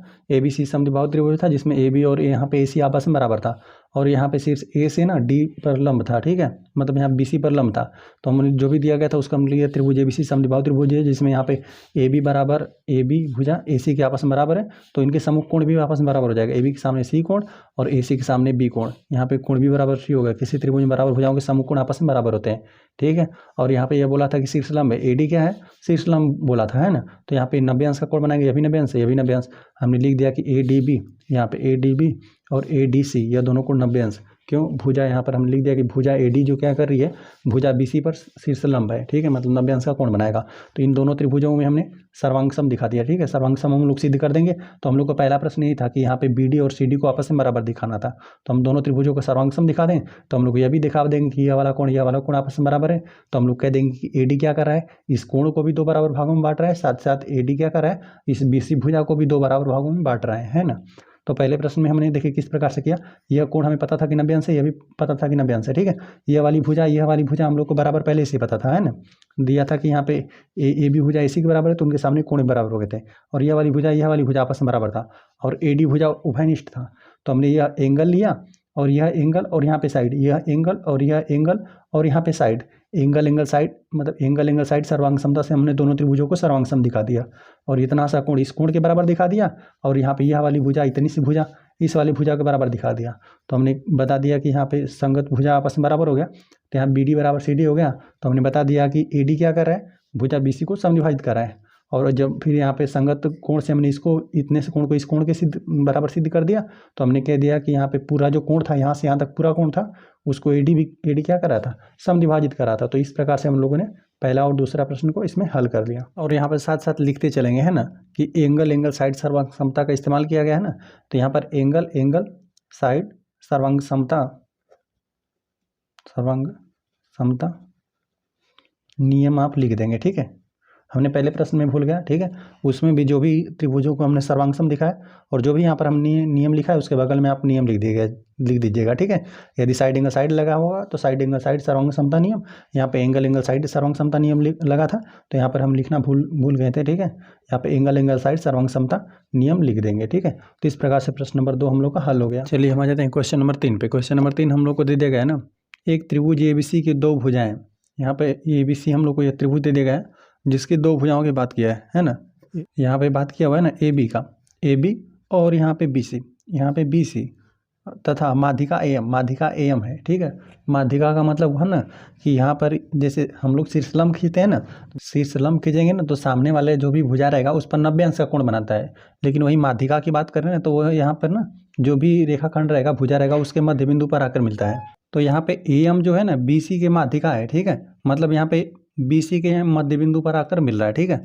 तो क्रमशः दूसरे त्रिभुज की भुजाओं PQ, यहाँ पे इस त्रिभुज के बारे में हम लोग को दे दिया गया है कि भुजा यहाँ पे ना AB और यहाँ पे BC, AB और BC और माध्यिका AM की बात किया और दूसरे त्रिभुज से तुलना कर दिया है, ठीक है।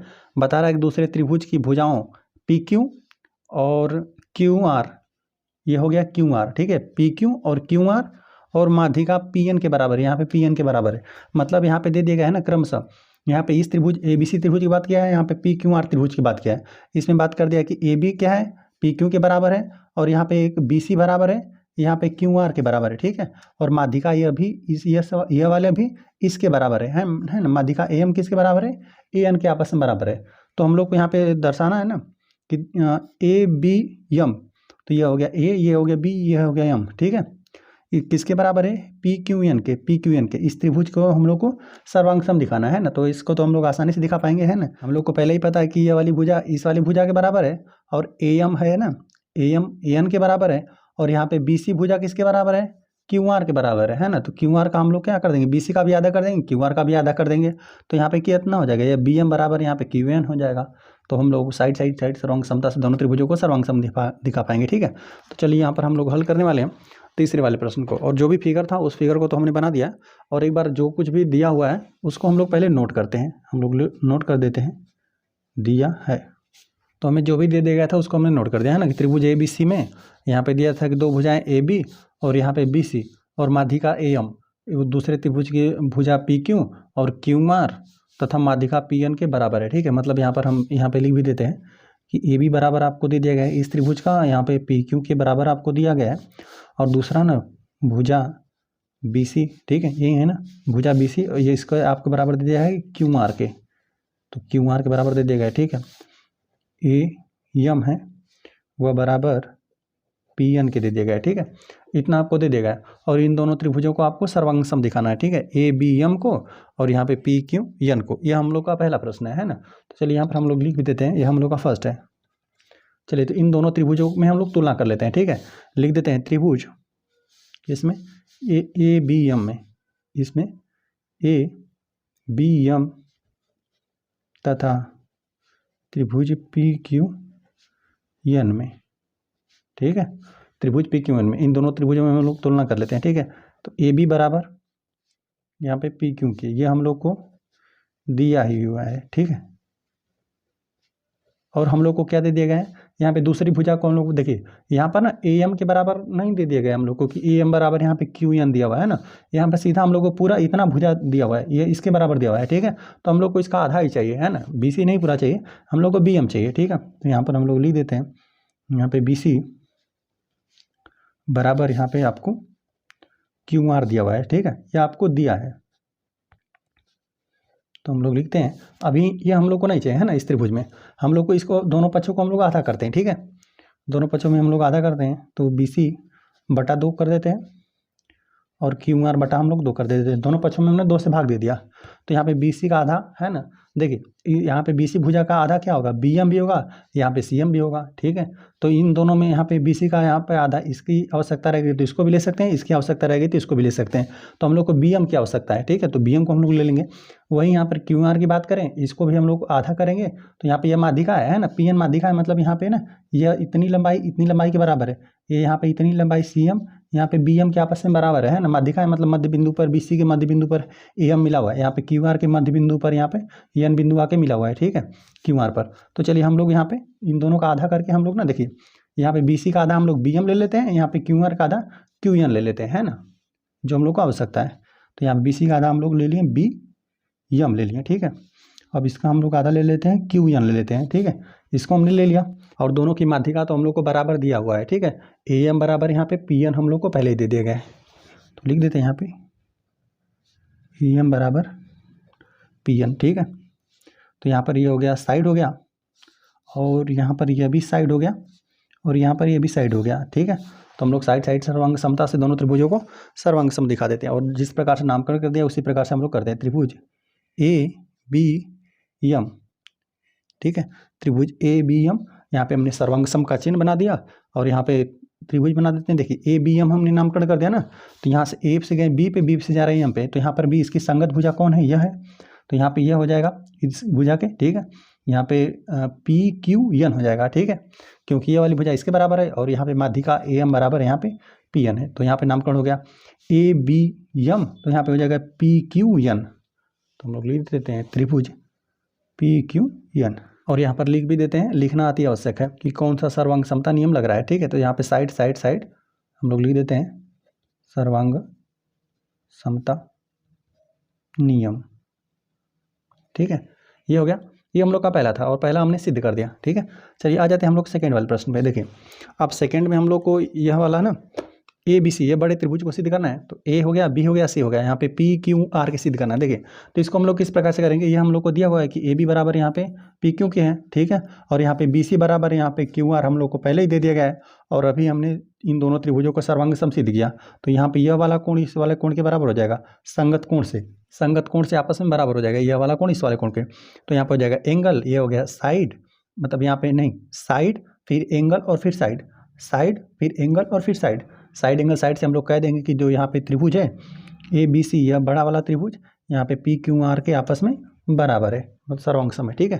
हम लोग लिख देते हैं कि किस त्रिभुज में हम लोग चर्चा करने वाले हैं, तो हम लोग लिख देते हैं त्रिभुज ABC तथा त्रिभुज PQR में, इन दोनों त्रिभुजों में हम लोग लिख देते हैं AB बराबर PQ, यह हम लोग को दिया हुआ है, ये हम लोग को दिया है। चलिए और यहाँ पर ना कोण B बराबर, यहाँ पर हम लोग कोण Q लिख देते हैं, ठीक है। देखिए अभी हमने इन दोनों त्रिभुजों को सर्वांग सम सिद्ध कर दिया, ठीक है। AMB यहाँ पे PQN के बराबर सिद्ध कर दिया, ठीक है। तो देखिए इतना कोण इस वाले कोण के बराबर हो जाएगा, दो त्रिभुज सर्वांग सम हो जाते हैं तो उनके संगत कोण और संगत भुजाएं आपस में बराबर हो जाती हैं। तो यहाँ पे तीनों संगत भुजाएं तो आपस में बराबर थी, तो संगत कोण बराबर हो जाएगा, यह वाला कोण इस वाले कोण के बराबर, यहाँ पर जो कोण बन रहा है इस वाले कोण के बराबर, इतना सा कोण बन रहा है इस वाले कोण के आपस में बराबर, ऑटोमेटिक हो जाएगा। तो हम लोग इस कोण का इस्तेमाल कर लेते हैं, ठीक है। कोण B बराबर लिख देते हैं कोण Q, ठीक है। यहाँ पर हम लोग लिख देते हैं कोण B बराबर यहाँ पे कोण Q के, दोनों त्रिभुजों को हमने अभी यहाँ पे सर्वांग सम सिद्ध कर दिया, तो जो B पर कोण बनेगा वह कोण Q के कोण के आपस में बराबर होगा, ठीक है। तो हम लोग लिख देते हैं कोण B बराबर कोण Q, यहाँ पर CP/CT से हम लोग लिख देते हैं CP/CT से, हम लोगों ने इसी त्रिभुज को अभी सर्वांग सम सिद्ध कर दिया है ना। तो यहाँ पे संगत भुजा और संगत कोण आपस में बराबर हो जाएंगे, तो यहाँ पर हम लिख दिया संगत कोण से, इसी त्रिभुज को हमने इस्तेमाल किया अभी, ठीक है। और यह हो गया, एक हमने साइड दिखा दिया, एक एंगल दिखा दिया, और यहाँ पे भुजा BC दिखा देते हैं। BC बराबर यहाँ पे QR के, यह भी बराबर हम लोग को दिया है, ठीक है। तो यह आपका यह हो गया साइड हो गया, और यह आपका एंगल हो गया, और भी फिर आपका यह साइड हो गया। तो हम लोग लिख देते हैं त्रिभुज ABC हो जाएगा, और सर्वांग सम का चिन्ह, फिर त्रिभुज आपका PQR हो जाएगा, ठीक है। देखिए A से गए B पे, B से जा रहे हैं C पे, तो यहाँ पे संगत भुजा यहाँ पे है PQR है, तो यहाँ पे PQR हो जाएगा, यह दोनों त्रिभुज आपस में सर्वांग सम हो गए, PQR हो गए, ठीक है। सर्वांग समता का हम नियम लिख देते हैं, साइड है फिर एंगल है फिर साइड है, लिख देते हैं सर्वांग समता नियम। तो इस प्रकार से दोनों प्रश्नों को हमने हल कर दिया, ठीक है। एक बार और बता देते हैं कि हमने किस प्रकार से किया। हम लोग को इस प्रकार से दो त्रिभुज दे दिया गया था और इसमें हम लोग को बता दिया गया था कि इस त्रिभुज के यहाँ पे ABC त्रिभुज में AB बराबर PQ था, यहाँ पे BC बराबर यहाँ पे QR था, यहाँ पे माध्यिका AM बराबर यहाँ पे PN था, है ना। तो हमें इस त्रिभुज यहाँ पे ABM और यहाँ पे PQN के सर्वांग दिखाना था। तो हमने दिखा दिया, यह वाली साइड इस वाली साइड के बराबर है और यहाँ पे है ना यह वाली माध्यिका इस वाली माध्यिका के बराबर है और यहाँ पे BC भुजा यहाँ पे QR के बराबर था। तो इसका हमने आधा कर दिया, तो उनका आधा भी आपस में बराबर ही होगा, ठीक है। तो इसका BC का आधा BM हो गया और यहाँ पे QR का आधा QN हो गया। तो साइड साइड सर्वांग समता से हमने इन दोनों त्रिभुजों को ABM को यहाँ पे PQN के सर्वांग सम हमने सिद्ध कर दिया, ठीक है।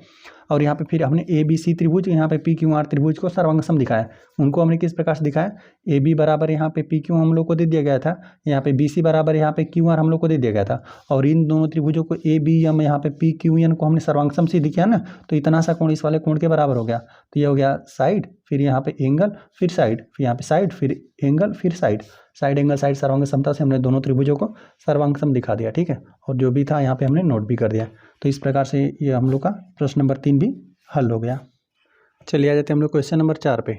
तो क्वेश्चन नंबर 4 हम लोग को दे दिया गया है ना, BE और यहाँ पे CF एक त्रिभुज ABC के दो बराबर शीर्षलंब है ना, दोनों बराबर ही हैं, ठीक है। पहले हम दे दिया गया दोनों शीर्षलंब आपस में बराबर है और साथ साथ जिस भी भुजा पर ये प्रतिच्छेद करेंगे ना, यहाँ पे शीर्षलंब है मतलब 90 अंश का कोण बनाएगा।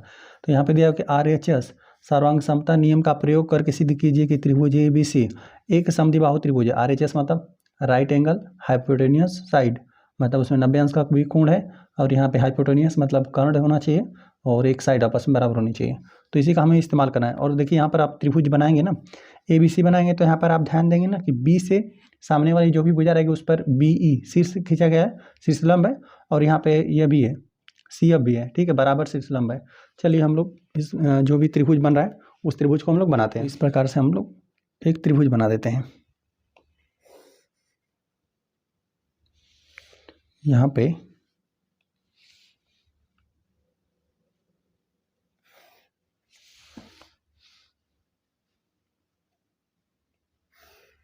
तो यहाँ पर हम नामकरण भी कर देते हैं। यहाँ पर A हो जाएगा, BC से हम लोग खींचना है ना, तो A हम नामकरण कर दिया, यहाँ पे B कर दिया, यहाँ पे C हम नामकरण कर दिया।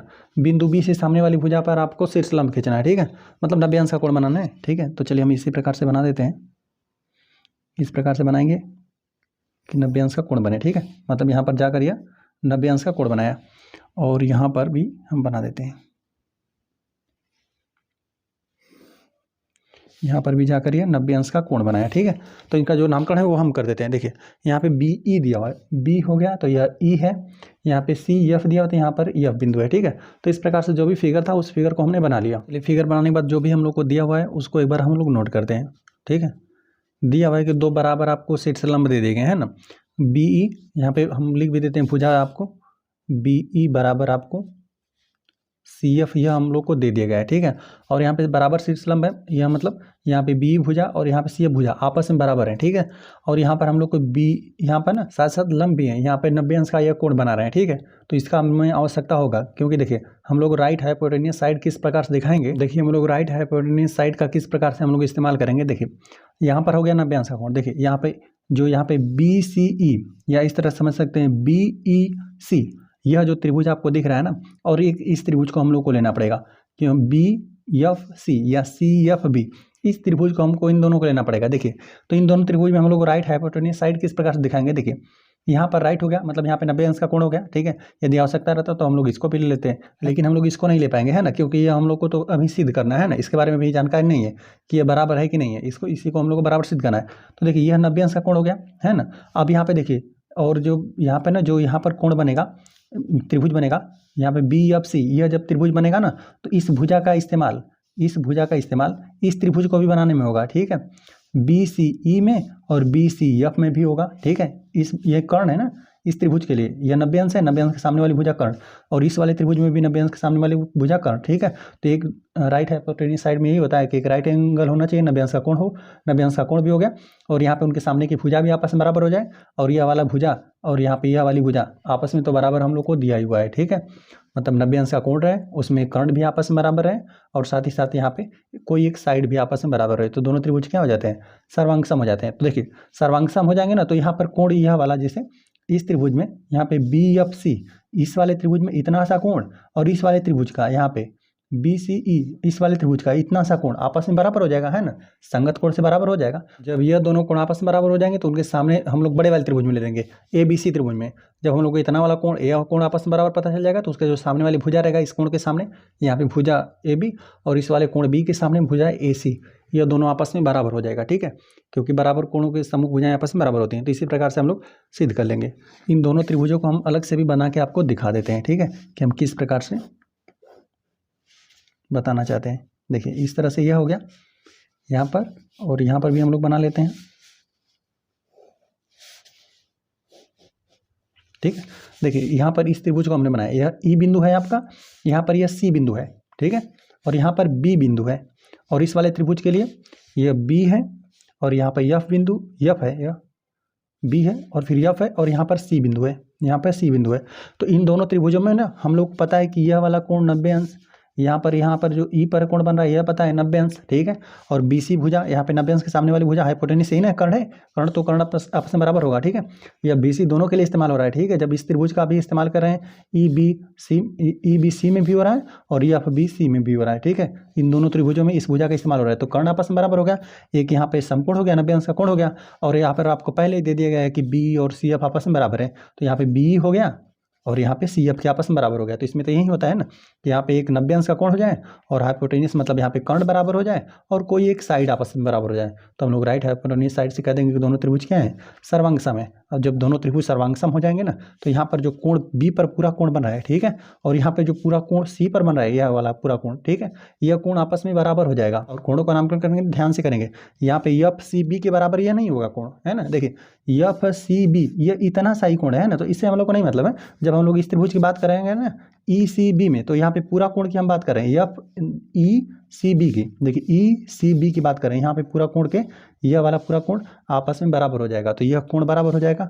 ABC त्रिभुज में यह वाला कोण बराबर हो गया और यहाँ पे C कोण बराबर होगा, तो इसके सामने जो भी भुजा है, ठीक है, त्रिभुज ABC में, तो कोण B के सामने AC और यहाँ पे कोण C के सामने AB, यह दोनों AB और AC भुजाएं आपस में बराबर हो जाएंगे, तो हम लोग कह देंगे कि दोनों त्रिभुज क्या है, समद्विबाहु त्रिभुज है। चलिए तो हम लोग लिख देते हैं, दोनों त्रिभुजों की यहाँ पर हम लोग तुलना कर लेते हैं। हम लोग लिख देते हैं त्रिभुज, यहाँ पे किसी प्रकार से नामकरण कर लीजिए, BCE नामकरण कर देते हैं त्रिभुज, या फिर चलिए पहले इसी को लिख देते हैं FBC, FBC और त्रिभुज इसमें, है ना, यहाँ पे BCE में लिख देते हैं, त्रिभुज BCE में हमने लिख दिया, ठीक है।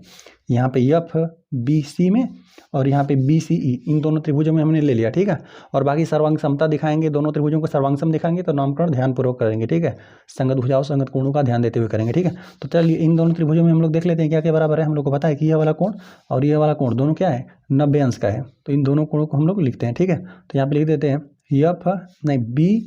BFC, कोण BFC बराबर, यहाँ पे इसको CEB, इस कोण के बराबर लिखते हैं, CBE की हमने लिख दिया, CBE, ये दोनों कोण कितने हैं, 90 अंश है, लिख देते हैं हम यहाँ पे कारण, चलिए कारण इसका हम लोग लिख ही देते हैं कि BE तथा CF शीर्ष लंब है, शीर्ष लंब है, तभी हमने लिखा कि यह दोनों कोण आपस में जिस भी भुजा पर यहाँ पे लंब है, ठीक है, B क्या है AC पर लंब है, तो यहाँ पे शीर्ष लंब है, तो यहाँ पे 90 अंश का कोण बनाएगा, ठीक है। तो यहाँ पर हमने लिख दिया कि यह दोनों कोण हमने 90 अंश का बता दिया। अब देखिए राइट होता है फिर हाइपोटेन्यूस, अब कर्ण को हमें बताना है, तो कर्ण हम लोग बताएं BC, देखिए BC का इस्तेमाल इस त्रिभुज में भी हो रहा है, BCE त्रिभुज में भी और BCF त्रिभुज में भी, यहाँ पे BC भुजा का इस्तेमाल हो रहा है, BC बराबर BC, ये हम लोग में दोनों में उभयनिष्ठ है, ठीक है। चलिए और यहाँ पर एक भुजा आपको दिखाना रहता है बराबर, तो यहाँ पर हम लोग को यहीं B बराबर CF तो आपको दिया हुआ है कि BE बराबर यहाँ पे CF है, ठीक है। तो चलिए CF बराबर ही BE लिख देते हैं, ये दोनों आपस में शीर्ष लंब बराबर हैं, ठीक है, CF बराबर BE हम लिख देते हैं बराबर शीर्ष लंब है, ठीक है। तो यहाँ पर ये हो गया राइट एंगल फिर यहाँ पे हाइपोटेनियस मतलब कर्ण और उनमें से एक साइड, तो राइट हाइपोटेनियस साइड से कह देंगे कि हम लोग दोनों त्रिभुज के आपस में सर्वांग सम है। तो चलिए हम लोग नामकरण कर देते हैं। यहाँ पे एफ सी बी हम चलिए नामकरण कर देते हैं इस त्रिभुज का, ठीक है। तो हम त्रिभुज एफ सी बी, ठीक है, नामकरण करने में कंफ्यूज नहीं होंगे। बस यहाँ पर जो भी कोण हमने लिखा था तो कोण आप कैसे भी लिख दीजिए, क्योंकि किसी भी कोण का नामकरण दो प्रकार से होगा, नहीं है ना। यहाँ पे सी बी एफ भी कर सकते हैं, एफ बी सी भी कर सकते हैं। तो इसी प्रकार से हमने देखिए इसको इस प्रकार से नामकरण कर दिया, एफ सी बी नामकरण कर दिया, ठीक है। 90 अंश पर है हम लोग, ठीक है। 90 अंश से जो यहाँ पे बराबर वाली भुजा थी उससे होते हुए हम लोग यहाँ पे कर्ण पे जा रहे हैं। तो जब इस त्रिभुज में हम लोग करेंगे तो यहाँ पर भी 90 अंश पे पहले रहेंगे हम लोग, फिर जो बराबर भुजा है उससे होते हुए हम लोग कर्ण पे जाएंगे, ठीक है। तो यहाँ पे ई बी सी करेंगे, त्रिभुज ई बी सी हो गया। तो इन दोनों त्रिभुजों को हमने सर्वांग सम दिखा दिया। और यहाँ पर हम लिख भी देते हैं राइट हाइपोटेनियस साइड सर्वांग समता से, ठीक है। इस सर्वांग समता का इस्तेमाल करना यहाँ पे कंपलसरी था, है ना, कि बताया था कि इसी सर्वांग समता का आप इस्तेमाल करो, ठीक है। चलिए तो यहाँ पर हम लोग यहाँ पे यह वाला कोण दिखा देते हैं, यह वाला कोण इस वाले कोण के आपस में बराबर हम लोग दिखा देते हैं, ठीक है।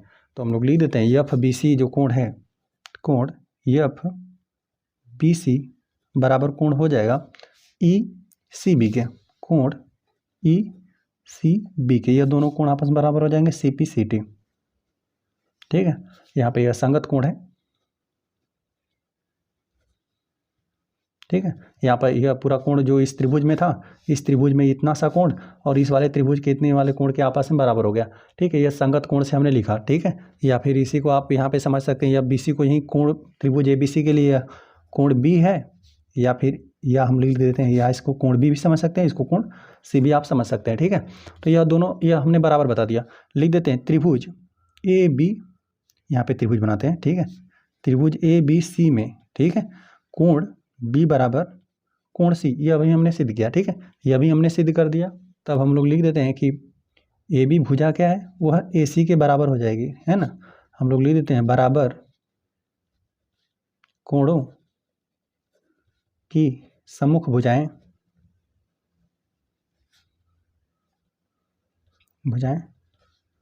बराबर होती हैं, बराबर कोणों की सम्मुख भुजाएं बराबर होती हैं और बराबर भुजाओं के सम्मुख कोण बराबर होते हैं। प्रमेय दोनों तरफ से चलता है। अतः हम लोग लिख देते हैं कि दो भुजाएं, हम लोग को पता चल गया कि दो भुजाएं आपस में बराबर हैं त्रिभुज एबीसी में। अतः हम लोग लिख देते हैं अतः त्रिभुज ए बी सी समद्विबाहु त्रिभुज है, ठीक है। एबीसी एक समद्विबाहु त्रिभुज है। एक बार और हम बता देते हैं हमने किस प्रकार से किया। हमें दे दिया गया था कि यहाँ पर बराबर शीर्षलंब है, ठीक है। एबीसी एक त्रिभुज है जिसमें हम लोग को राइट हाइपोटेनियस साइड सर्वांग समता का इस्तेमाल करना ही था, ये कंपलसरी था, ठीक है। तो यहाँ पे बी ई बराबर यहाँ पे सी एफ हम लोग को दे दिया गया था, है ना।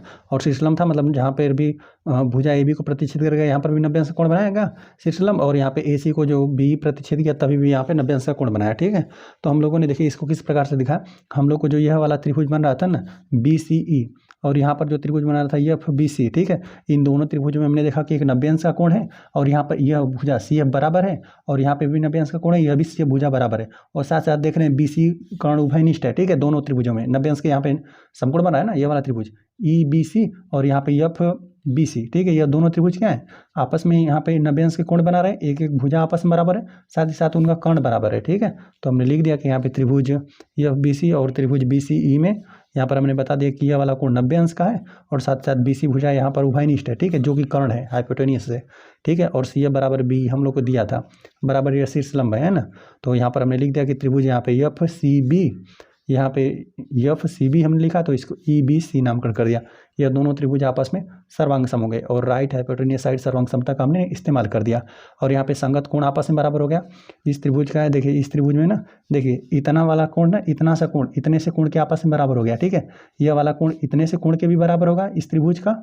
जब यहाँ पर बी एफ सी इस त्रिभुज की बात करेंगे ना तो इतना सा कोण, और यहाँ पे बी ई सी इस वाले त्रिभुज के इतने से भी कोण के बराबर होगा, लेकिन हमें उतना उसका आवश्यकता नहीं था, ठीक है। बड़े वाले त्रिभुज में हम लोग को ये वाले इसका आवश्यकता था, ठीक है। कि हम लोग यहाँ पे पूरे कोण की चर्चा करें तो इसमें देखिए बी ई सी यह वाले त्रिभुज में यह वाला कोण और यहाँ पे एफ बी सी में यह पूरा कोण यह भी आपस में बराबर था। तो हमने लिख दिया कि त्रिभुज ए बी सी में यहाँ पे जो पूरा कोण बन रहा है यहाँ से यहाँ तक, यहाँ पे यहाँ से यहाँ तक, यहाँ पे दोनों कोण आपस में बराबर हैं, तो उनके सामने की जो भुजा है त्रिभुज ABC में, तो यहाँ पे कोण B के सामने AC बराबर हो गया और इस कोण के सामने का भुजा AB बराबर हो गया। दो भुजाएं बराबर हो गई, अतः त्रिभुज ABC क्या है, एक समद्विबाहु त्रिभुज है। तो इस प्रकार से प्रश्न नंबर 4 भी हम लोग का हल हो गया। चलिए हम आ जाते हैं क्वेश्चन नंबर 5 पे। क्वेश्चन नंबर 5 हम लोग को दे दिया गया है ना, त्रिभुज ABC एक समद्विबाहु त्रिभुज है। पहले हम लोग को बता दिया कि दो भुजाएं उसमें आपस में बराबर रहेंगी, जिसमें AB बराबर AC आपको बराबर दे दिया गया है। AP BC पर यहाँ पे लंब खींचना है हम लोग को। AP क्या रहेगा, बिंदु A से हम लोग शीर्ष A से खींचेंगे AP लंब BC पर, ठीक है। खींच कर दर्शाइए कि यहाँ पे कोण B और C को हम लोग को बराबर करना है, ठीक है। चलिए तो इसको बराबर कर दिया जाए। इसमें हम लोग को त्रिभुज ABC पहले हम लोग बनाते हैं, ठीक है। यहाँ पे हम लोग ना शीर्ष A से लंब भी खींचना है, यहाँ पर शीर्ष A से हम लोग को लंब भी खींचना है ना, तो हम चलिए इसी प्रकार से हम लोग बना लेते हैं।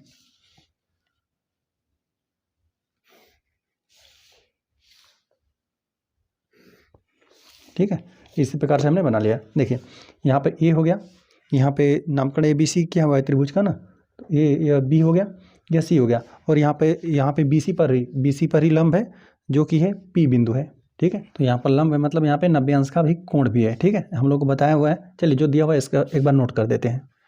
दिया है त्रिभुज ABC एक समद्विबाहु त्रिभुज है, ठीक है, जिसमें दो भुजाएं आपस में बराबर रहेंगी। और हमें बता भी दे दिया कि AB बराबर यहाँ पे AC आपको दिया गया है, ठीक है। और साथ साथ AP आपको यहाँ पे लंब दे दिए गए हैं BC पर, मतलब AB क्या है, BC पर लंब है, मतलब 90 अंश का यहाँ पे कोण बना रहा है। तो हम लोग को यहाँ पे कोण B और यहाँ पे कोण C, यही हम लोग को बराबर सिद्ध करना है। तो देखिए अब हम लोग को त्रिभुज ABC दे दिया गया है ना कि समद्विबाहु त्रिभुज है, तो इसमें हम लोग ऐसा नहीं कह देंगे कि AB के सामने वाला कोण यह हो गया B और यहाँ पे AB के सामने कोण C हो गया, ठीक है। तो इससे दोनों कोण आपस में बराबर हो जाएंगे। इसका मतलब ये हुआ है कि हम लोग को इसको सिद्ध करके दिखाना है उसको, ठीक है। तो देखिए इसको हम लोग किस प्रकार से करेंगे, राइट हाइपोटेन्यूज साइड से हम लोग सर्वांग समता से इन दोनों को सिद्ध करेंगे। कैसे, देखिए यहाँ पर इस त्रिभुज में हम लोग बात करेंगे, त्रिभुज APB में बात करेंगे, APC में बात करेंगे, ठीक है। इसमें भी 90 अंश का कोण, इसमें भी 90 अंश का कोण, ठीक है। और यह वाली भुजा उभयनिष्ठ है। साथ साथ हम लोग को पहले ही दे दिया गया कि AB यहाँ पर जो कर्ण है दोनों के त्रिभुजों के AB और AC आपस में हम लोग को बराबर दे दिया है, ठीक है। तो यहाँ पे राइट हो गया, और हाइपोटेन्यूज इसका भी अभी आपस में बराबर हो जाएगा, ये उभयनिष्ठ है। तो राइट हाइपोटेन्यूज साइड से हम लोग कह देंगे दोनों त्रिभुज सर्वांगसम है और कोण B और कोण C क्या हो जाएगा, आपस में बराबर हो जाएगा, ठीक है। तो हम लोग चलिए लिख देते हैं त्रिभुज APB तथा त्रिभुज APC में, इन दोनों त्रिभुजों में हम लोग चर्चा कर लेते हैं, ठीक है। हम लोग लिख देते हैं त्रिभुज APB में, हम लोग देखिए यहाँ पर लिख देते हैं APB कोण APB बराबर यहाँ पे इस त्रिभुज में APC कोण APC, दोनों कितना हो जाएगा 90 अंश, क्योंकि हम लोग को दे दिया गया है कि AP क्या है, AP लंब है BC पर, दोनों क्या है, यहाँ पर भी 90 अंश का कोण बनाएंगे, यहाँ पर भी 90 अंश का कोण बनाएगा। तो ये राइट हो गया, ठीक है, राइट एंगल हो गया। यहाँ पर राइट एंगल और हाइपोटेन्यूज की बात कर लेते हैं, ठीक है। तो AB बराबर आपको AC, यह आपको दिया ही हुआ है, ठीक है, ये आपको दिया हुआ है।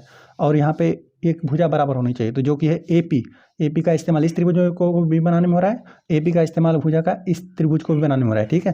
तो ये AP बराबर AP हमने लिख दिया, यह क्या है, उभयनिष्ठ है ना। तो यह हो गया आपका राइट एंगल, यह आपका हो गया हाइपोटेनियस, ये आपका हो गया साइड, है ना। तो हम लोग लिख देते हैं ये दोनों त्रिभुज सर्वांगसम हो जाएंगे, ठीक है। तो चलिए नामकरण हम लोग इसी प्रकार से कर लेते हैं, APB कर देते हैं और इसका नामकरण APC कर देते हैं, ना। तो नामकरण हम लोग कर देते हैं त्रिभुज APB और सर्वांगसम हो जाएगा त्रिभुज APC के, और हम लोग लिख देते हैं राइट हाइपोटेनियस साइड सर्वांग समता से, समता नियम, इसी नियम से हमने कह दिया। तो यहाँ पे दोनों त्रिभुज आपस में जब सर्वांगसम हो गए ना, तो यहाँ पे इनके संगत कोण भी आपस में बराबर हो जाएंगे, ठीक है। यहाँ पे इतना सा कोण इस वाले कोण के भी बराबर हो जाएगा, यहाँ पर वाला कोण इस वाले कोण के भी बराबर हो जाएगा, संगत कोण आपस में बराबर हो जाएंगे, ठीक है। और ये तो 90 अंश हम लोग को ज्ञात ही है, जो यहाँ पर कोण B पर कोण बनेगा वो C के बराबर होगा, ठीक है। यहाँ पर जो इतना सा कोण है तो हम लोग लिख देते हैं कोण B बराबर क्या हो गया, कोण C के हो गया, है ना। यहाँ पर हम लोग लिख देते हैं CPCT, जब भी दो त्रिभुज सर्वांगसम हो जाए तो संगत कोणों और संगत भुजाओं को बराबर दिखाने के लिए CPCT का इस्तेमाल किया जाता है। यह है संगत कोण आपस में बराबर हो गया। तो यही हम लोग को इस प्रकार से एक त्रिभुज हम लोग को बनाना था और यहाँ पे ए पी बी सी पर ना लंब था, ठीक है, ए पी बी सी पर लंब था, तो हमें दिखाना था कि कोण बी और कोण सी आपस में बराबर है। तो हम लिख दिया एक त्रिभुज ए बी सी समद्विबाहु त्रिभुज हम लोग को दे दिया गया था और ए बी और ए सी इसमें आप बराबर दे दिया गया था। ए पी क्या है, बी सी पर लंब है, यह भी हमने बना दिया। तो हमने इन दोनों त्रिभुजों में चर्चा कर लिया, ए पी बी में और यहाँ पे ए पी सी में, इन दोनों त्रिभुजों में, ठीक है। तो यहाँ पर ये बना रहा था 90 अंश का कोण, हमने राइट एंगल को लिखा, हाइपोटेनियस ए बी और यहाँ पे ए सी आपस में बराबर था और एक साइड बराबर होनी चाहिए, तो ए पी बराबर ए पी उभयनिष्ठ था।